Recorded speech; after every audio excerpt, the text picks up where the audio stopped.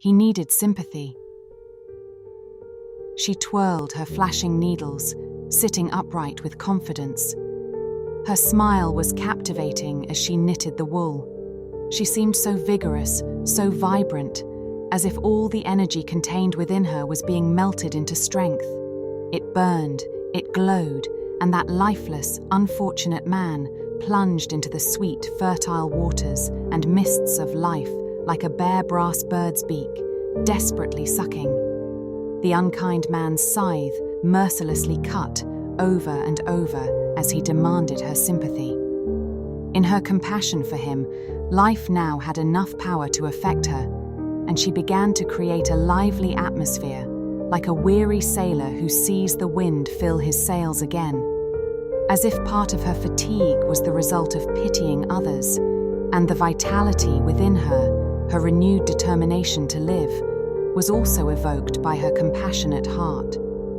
And this was not true. This was Mrs. Ramsay's mistaken estimate. This mistaken estimate seemed instinctual, arising from her own needs rather than the needs of others. Indeed, he was not pitiable at all. Say something, anything at all. She wanted to hear his voice because she felt the shadow that enveloped them, was beginning to emerge again, closing in around her, her gaze seeking his as if asking for his help. He remained silent.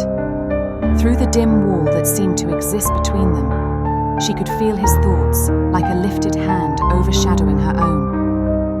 And as her thoughts now turned towards what he despised, what he called pessimism, he began to feel irritable, though he said nothing. That was what she needed, that harsh, grating voice blaming her. You won't finish them tonight. I won't finish them. Yes, you are right. She stood up, holding the russet socks, standing by the window partly to turn away from him, and partly because she remembered how beautiful the night sea was.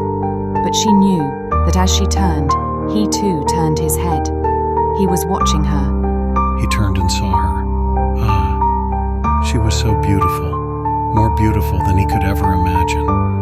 But he could not talk to her. He could not disturb her. Nor could he fail to notice that her beauty had a kind of severity to it.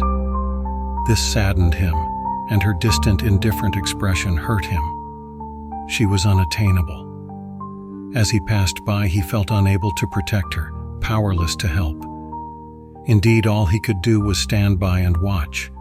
Truly, he was only making things worse. But she clung tightly to him.